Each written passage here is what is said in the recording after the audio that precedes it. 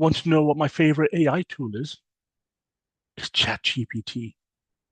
And I use it every single day.